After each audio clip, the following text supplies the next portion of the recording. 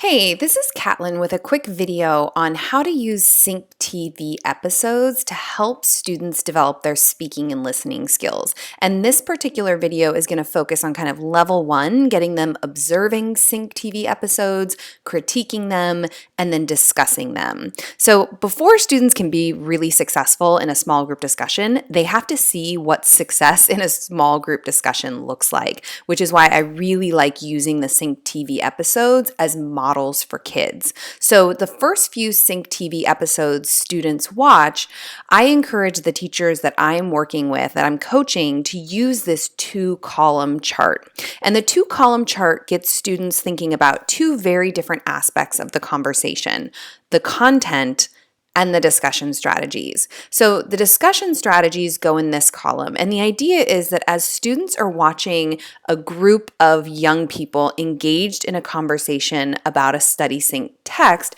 that they are making note of the things that the students are doing and saying in the conversation that's making it work so well. So oftentimes when students watch their first Sync TV episode, they're kind of blown away by how strong the students are in terms of their discussion strategies, their engagement. And a lot of students feel like, wow, that's really unrealistic. But I want them to feel like it's not unrealistic. It is a strong model, and they are capable of having similarly robust conversations. They just need to learn how to use discussion strategies to make a conversation run really smoothly. So in this column, note all of those discussion strategies students are using. What are they saying? Are they asking questions? Are they making connections? Are they building on each other's ideas? What are they doing and saying that is really moving the conversation forward? And then what are some of the nonverbal communication skills that are also at play? So they're making eye contact, they're nodding their heads, they're giving each other nonverbal encouragement in the conversation. And those are all things that I encourage students to make notes of in this column. The other column is really about the content of the conversation. Students can learn so much about a text by watching a really dynamic discussion of that text. So as they're watching students engage in the conversation, I want them to also make notes about what are they learning about the text just listening to these students in the SyncTV episode talking about it. Because one of the things that the SyncTV episodes do really well is that students in the conversation are constantly drawing in textual evidence to support their comments about the text. And so students have the opportunity to kind of dig a little deeper into the text by simply watching and thinking deeply about a discussion on a SyncTV or in a SyncTV episode. So are they learning anything new about the storyline, the characters, character development, the themes, just from watching the conversation? Maybe things they hadn't realized when they were actually reading the text for the first time themselves.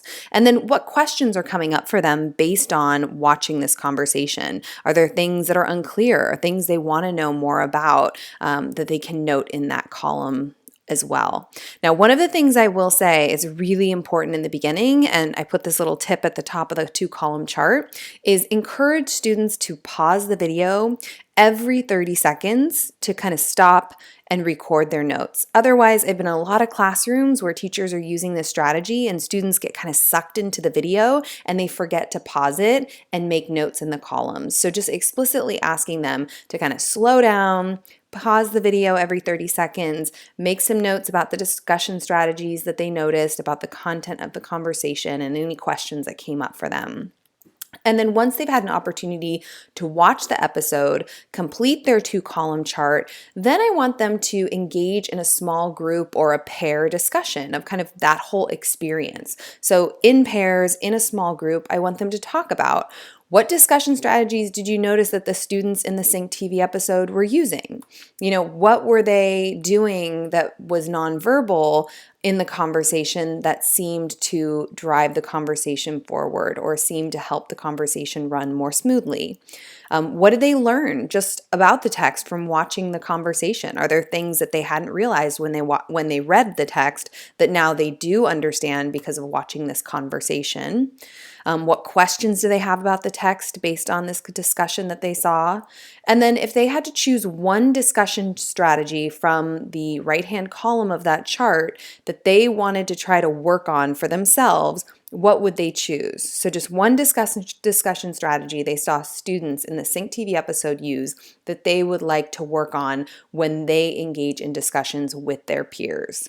So my hope is that teachers can get students thinking critically about the discussions, really understanding what makes a discussion work well, and that will help students be more successful in level 2 when they take the discussion questions from the lesson plan and they sit in small groups and they attempt to engage in their own discussions and hopefully emulate some of the discussion strategies that they noticed the students in the SyncTV episode were using.